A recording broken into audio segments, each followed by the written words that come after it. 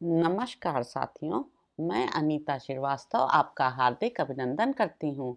श्रीमद् वाल्मीकि रामायण में आज का प्रसंग है श्री राम की आज्ञा से सुग्रीव का सीता की खोज के लिए पूर्व दिशा में वानरों को भेजना और वहां के स्थानों का वर्णन करना।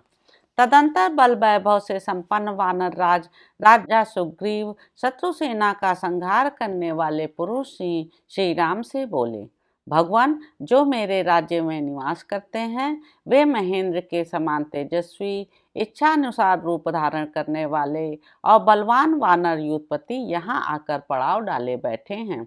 ये अपने साथ ऐसे बलवान वानर योद्धाओं को ले आए हैं जो बहुत से युद्ध स्थलों में अपना पराक्रम प्रकट कर चुके हैं और भयंकर पुरुषार्थ कर दिखाने वाले हैं।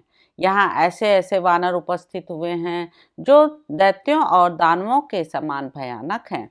अनेक युद्धों में इन वानर वीरों की शूरवीरता का परिचय मिल चुका है। ये बल के भंडार हैं, युद्ध से थकते नहीं हैं। इन्होंने थकावट को जीत लिया है। ये अपने पराक्रम के लिए प्रसिद्ध और उद्योग करने में श्रेष्ठ हैं। श्री राम, यहाँ आए हुए ये वानरों के करोड़ों यूथ विभिन्न पर्वतों पर निवास करने वाले हैं। जल और थल दोनों में समान रूप से चलने की शक्ति रखते हैं। ये सब के सब आपके किंकर हैं। शत्रुदमन, ये सभी आपकी आज्ञा के अनुसार चलने वाले हैं। आप इनके गुरु स्वामी हैं। ये आपके हित साधन में तत्पर रहकर आपके अभीष्ट मनोरथ को सिद्ध कर सकेंगे। दैत्यों और दानवों के समान घोर रूपधारी ये सभी वानर युद्धपति अपने साथ भयंकर पराक्रम करने वाली कई सहस्त्र सेनाएं लेकर आए हैं। पुरुष सिंह, अब इस समय आप जो कर्तव्य उचित समझते हैं उसे बताइए। आपकी यह सेना आपके वश में है। आप इसे यथोचित कार्य के लिए आज्ञा प्रदान करें।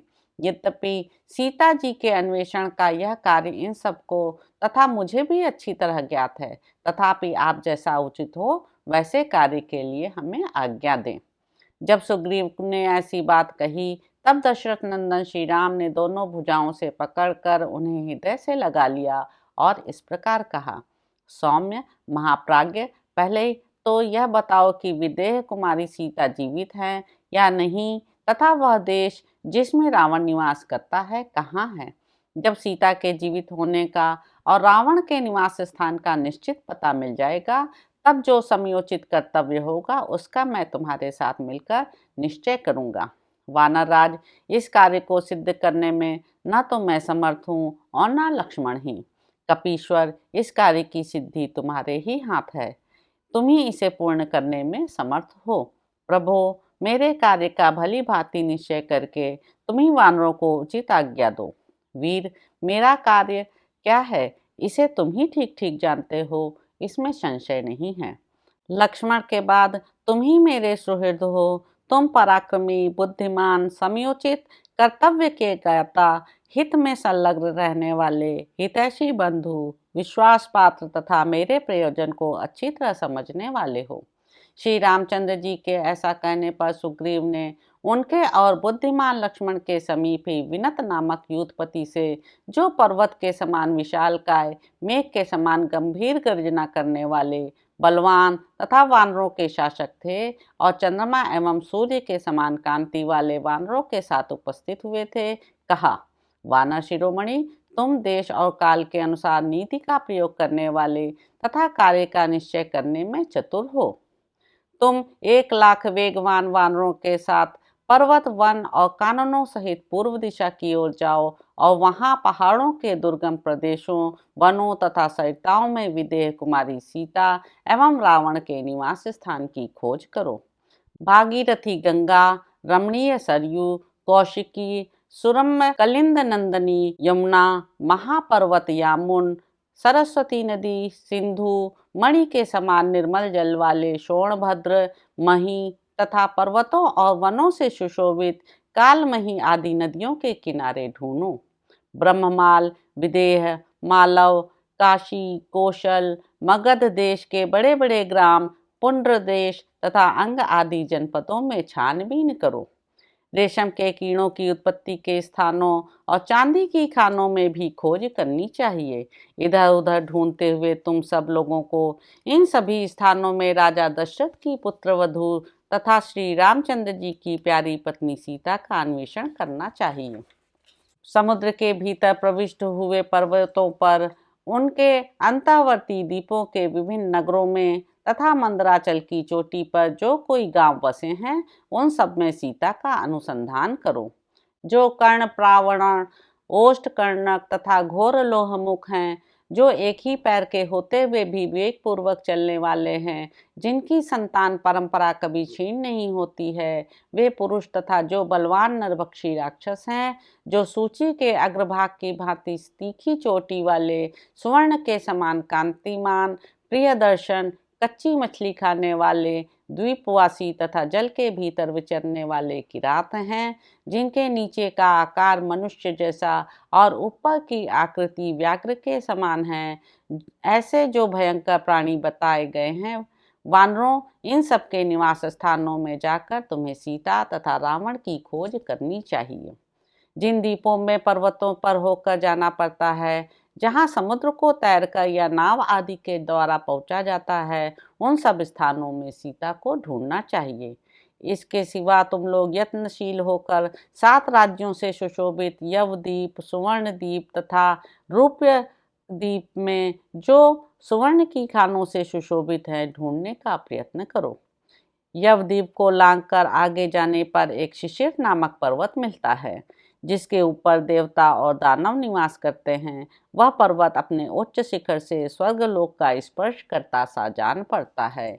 इन सब द्वीपों के पर्वतों तथा शिशिर पर्वत के दुर्गम प्रदेशों में, झरनों के आसपास और जंगलों में तुम सब लोग एक साथ होकर श्री रामचंद्र जी की यशस्विनी पत्नी सीता का अन्वेषण करो।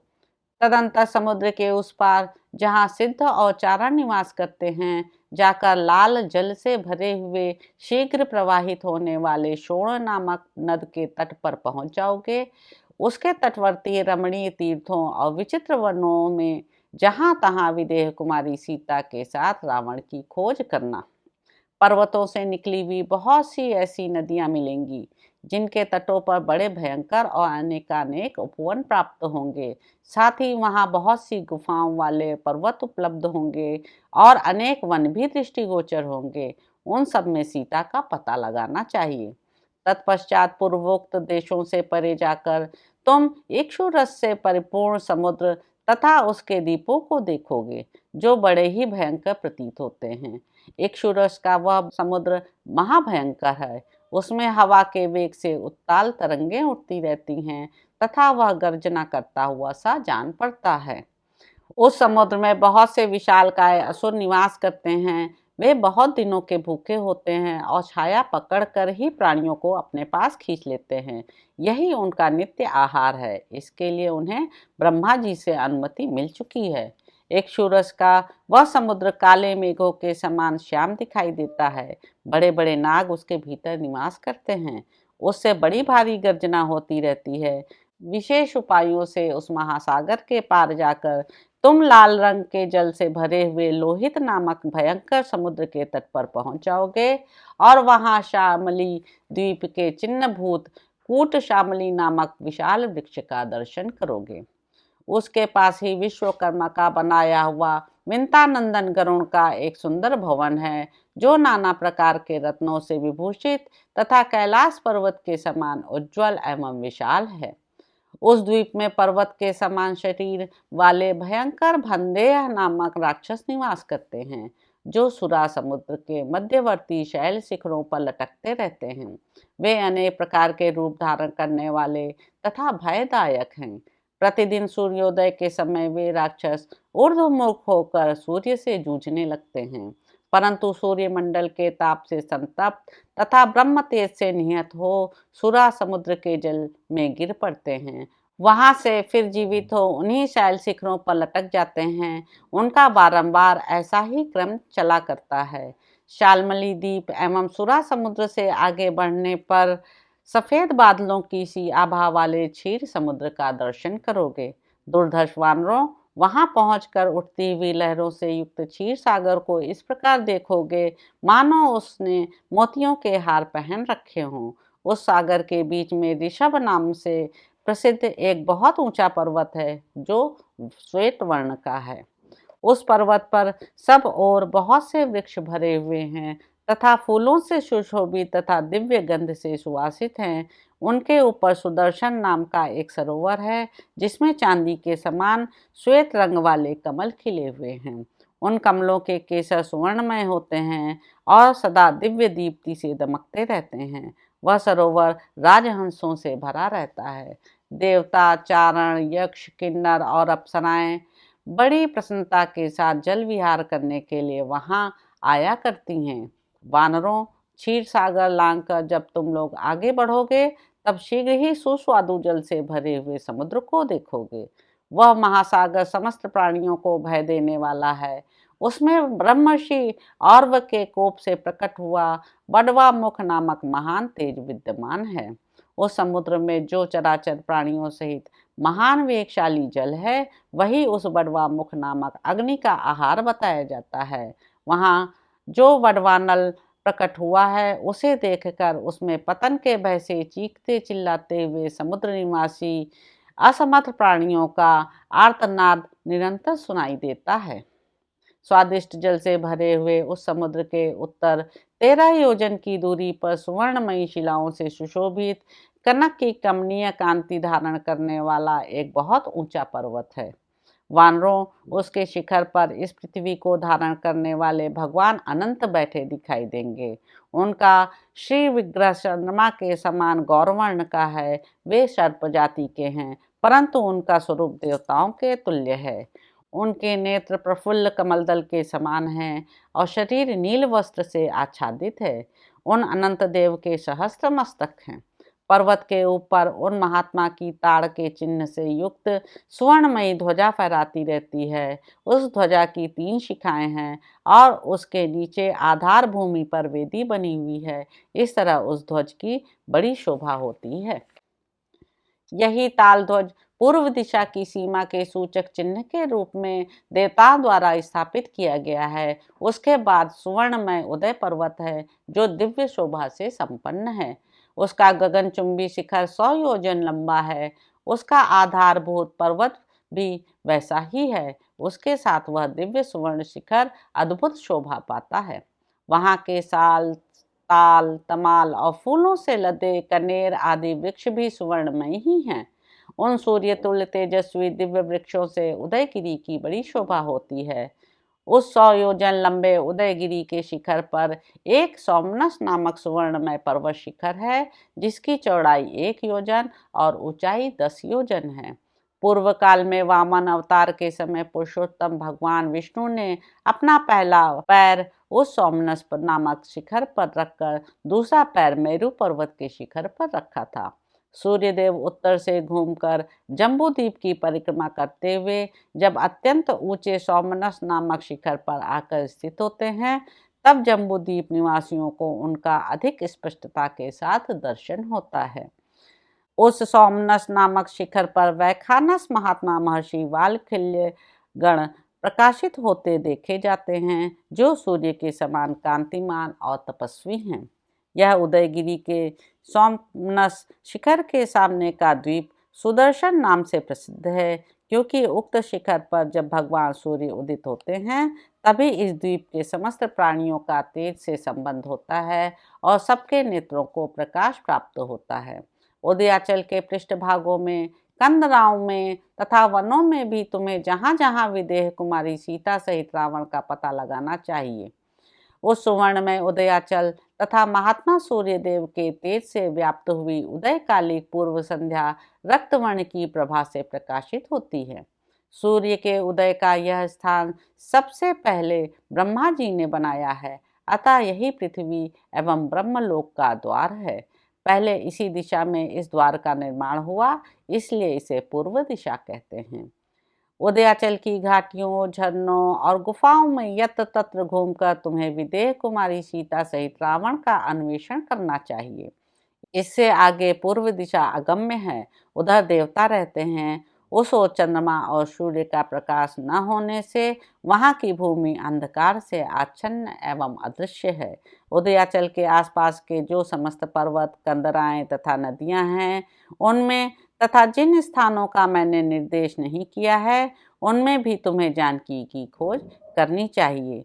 वानर शिरोमणियों, केवल उदयगिरी तक ही वानरों की पहुंच हो सकती है। इसके आगे न तो सूर्य का प्रकाश है और न देश आदि की कोई सीमा ही है।